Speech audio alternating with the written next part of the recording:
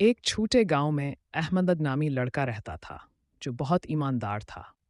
ایک دن وہ بازار سے واپس آ رہا تھا کہ راستے میں اسے ایک چھوٹا سا پرس ملا۔ اس میں کافی رقم تھی۔ احمد نے فوراً سوچا، یہ کسی کا کھویا ہوا ہوگا، مجھے واپس کرنا چاہیے۔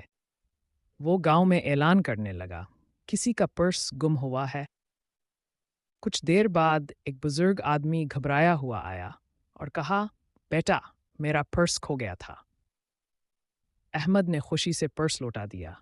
بزرگ نے حیرانی سے پوچھا، بیٹا، تمہیں لالچ نہیں آیا؟